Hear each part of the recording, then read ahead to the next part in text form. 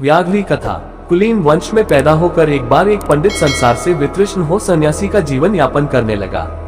उसके आध्यात्मिक विकास और संवाद से प्रभावित हो कुछ ही दिनों में अनेक सन्यासी उसके अनुयायी हो गए। एक दिन अपने प्रिय शिष्य अजित के साथ जब वह एक वन में घूम रहा था, तब उसकी दृष्टि वन के एक खट पर पड़ी, जहां भूख से तड़पती एक व्याघ्री अपने ही नन्हे नन्हे बच्चों को खाने का उपक्रम कर रही थी। गुरु की करुणा व्याघ्री और उसके बच्चों के लिए उमड़ पड़ी। उसने अजित को पास की बस्ती से व्याघ्री और उसके बच्चों के लिए कुछ भोजन लाने के लिए भेज दिया। फिर जैसे ही अजित उसकी दृष्टि से ओझल हुआ, वह तत्काल खाई में कूद पड़ा और स्वयं को व्याघ्री के समक्ष प्रस्तुत कर दिया। भूखी व्याघ्री उस पर टूट पड़ी और क्षण भर में उसके चित्रे उड़ा दिए। अजित जब लौटकर उसी स्थान पर आया, उसने गुरु को वहां न पाया।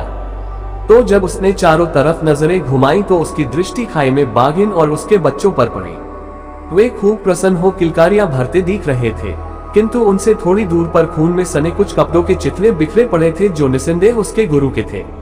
गुरु ने व्याघ्री के नन्हे बच्चों की जान बचाने के लिए अपने प्राणों की बलि चढ़ा दी थी। गुरु की करुणा और त्याग से उसका शीश श्रद्धा से झुक गया।